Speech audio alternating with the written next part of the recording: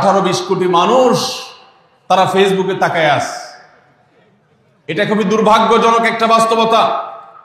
নবী করিম সাল্লাল্লাহু আলাইহি সাল্লামের হাদিসটা আমরা লক্ষ্য করি, তিনি বলেছেন, তোমরা চাঁদ দেখে সিয়াম সাধনা করবে, চাঁদ দেখে রমাদান উদযাপন করবে, চাঁদ দেখে রমাদানের ইবাদত বন্দেগী করবে, আর চাঁদ দেখে তোমরা ঈদ উদযাপন করবে। চাঁদ দেখে তিনি আমাদেরকে রোজা রাখতে বলেছেন। অতএব চাঁদ দেখতে হবে কি হবে না? ভাইরা আমার, বিলুপ্ত হওয়া মৃত প্রায় সুন্নাহগুলোর মধ্যে থেকে একটা হলো চাঁদ তালাশ করার সুন্নাহ। এটা ফরজে কিফায়া, মুসলিম সমাজের কেউ যদি না করে সবাই গুনাহগার হবে। আমরা পশ্চিম আকাশে চাঁদ দেখার চেষ্টা করব ইনশাআল্লাহ। বরকত এবং মাগফিরাত, নাজাত, বরকতের মাস রমাদান। এই রমজান মাসের ফজিলত, এর মর্যাদা, এর তাৎপর্য, এর মাহাত্ম্য রমজানের আগে থেকেই আমাদেরকে রপ্ত করতে হবে। রমজান আসার আগে থেকেই যদি আমরা রমজান মাসের গুরুত্ব, এ মাসের তাৎপর্য, এ মাসের করণীয়, এ মাস সংক্রান্ত মাসাইলগুলো জানতে পারি, তাহলে আমাদের রমাদান কোরআন এবং হাদিসের আলোকে আমরা সাজাতে পারবো। আমাদের রমাদান সাধনা সার্থক হবে, আমাদের রমাদান সফলভাবে আমরা পালন করতে পারবো ইনশাআল্লাহ। তারই ধারাবাহিকতায় আজ আপনাদের সামনে আমি যে বিষয়ে কথা বলতে চাই সেটি হলো মাহে রমাদানের করণীয় আমলসমূহ। আল্লাহ রাব্বুল আলামিন ঈমানদারদের প্রতি অনেক বড় অনুগ্রহ করেছেন। বছরের 11 মাস একজন ঈমানদার, জান্নাত প্রত্যাশী মানুষ জান্নাতের পথে এগিয়ে যাওয়ার জন্য যে পরিমাণ নেক আমল, যে পরিমাণ ইবাদত, যে পরিমাণ তাকওয়ার চর্চা করার কথা, শয়তানের প্ররোচনার কারণে, আমাদের ঈমানের দুর্বলতার কারণে, নানা কারণে সেটাতে আমরা পিছিয়ে থাকি। বছরের 11 মাস আমল এবং ইবাদতে আমাদের যে ঘাটতি হয়, আমরা যতটুকু পিছিয়ে থাকি, যতটুকু অভাব এবং শূন্যতা সৃষ্টি হয়, সারা বছরের আমল এবং ইবাদতের ঘাটতিকে পুষিয়ে নেওয়ার জন্য আল্লাহ রাব্বুল আলামিন দুটি বৃহৎ ইবাদতের মৌসুম দিয়েছেন আমাদেরকে।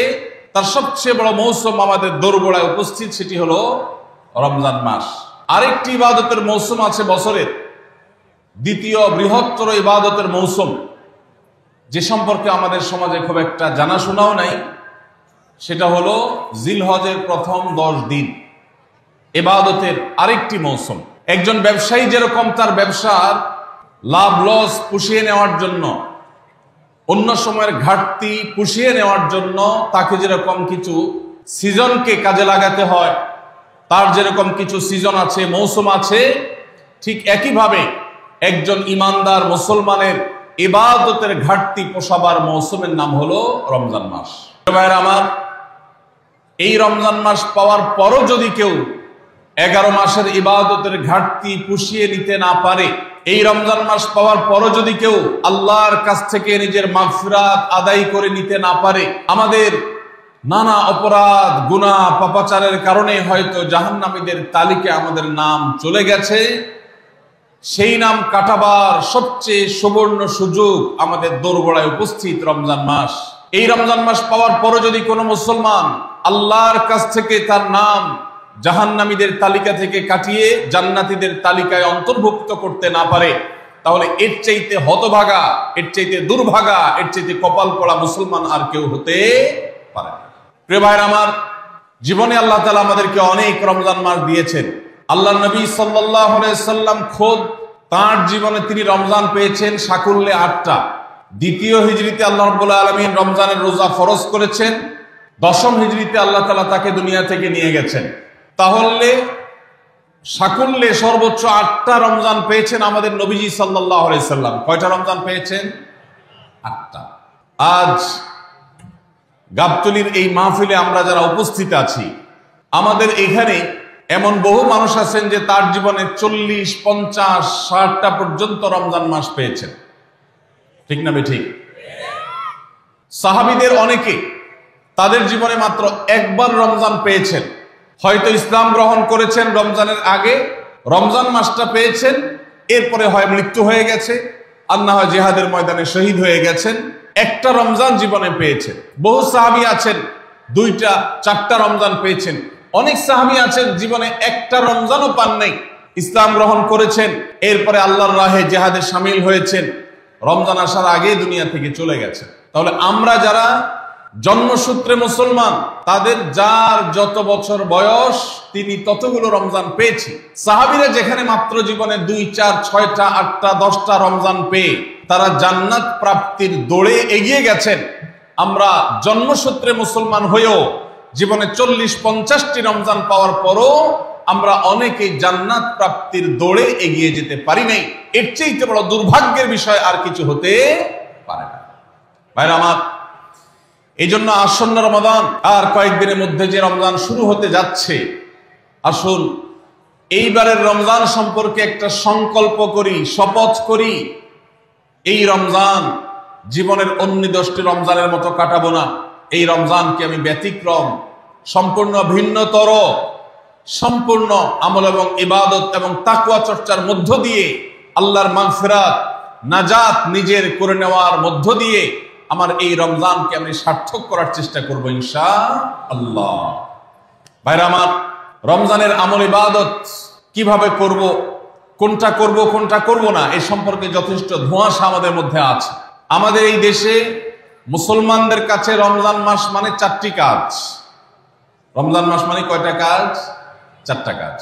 রমজান মানে হলো রোজা রাখা, তারাবির নামাজ পড়া, আর সাহরি খাওয়া, ইফতার খাওয়া, ব্যাস।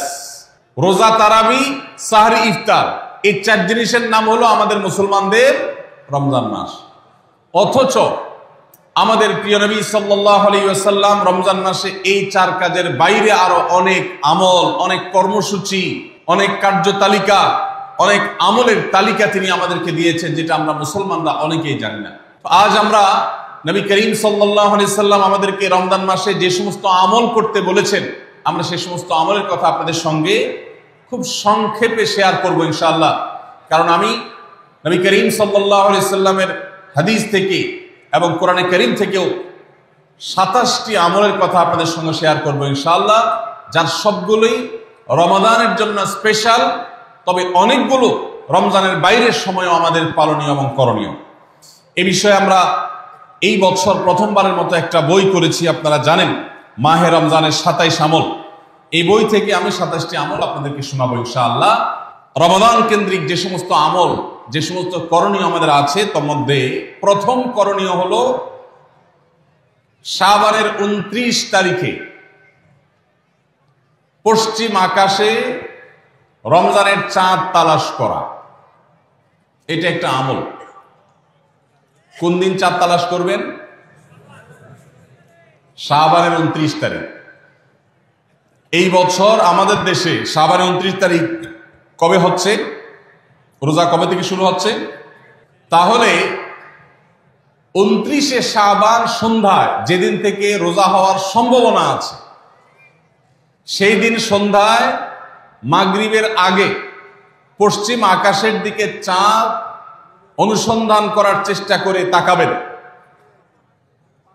পশ্চিম আকাশে চাঁদ অনুসন্ধান করার জন্য যদি চেষ্টা করেন, একটু খোঁজার চেষ্টা করেন, চাঁদ দেখতে যদি পান তো ভালো, এমনকি যদি চাঁদ দেখতে নাও পান, চাঁদ দেখার চেষ্টা যে করেছেন এর কারণ আপনার আমল নামাতে সওয়াব লেখা হবে, একটা সুন্নত আদায় করার সওয়াব। ভাইরা আমার, আমরা আমাদের ছেলেবেলায়, আমাদের শৈশবে রমজানের আনন্দ আঁচ করতাম পশ্চিম আকাশের চাঁদ দেখে। ঈদের আনন্দের সূচনা এবং শুরুই হতো ঈদের চাঁদ দেখার মধ্য দিয়ে। এমন একটা সময় আমরা এখন এসে পৌঁছেছি যে সময়ে সবাই চাঁদ তালাশ করে, কিন্তু সেটা আকাশে না, ফেসবুকে। ঠিক না ভাই? ঠিক। চাঁদ কি ফেসবুকে উঠে না আকাশে উঠে? তাহলে সবাই যদি ফেসবুকে চাঁদ তালাশ করেন, আকাশে চাঁদ দেখবে কে? ও ইসলামী ফাউন্ডেশনের হেলাল কমিটি, চাঁদ দেখা কমিটির কিছু মানুষ, তাদের উপরে নির্ভর করে 18-20 কোটি মানুষ তারা ফেসবুকে তাকায় আছে। এটা খুবই দুর্ভাগ্যজনক একটা বাস্তবতা।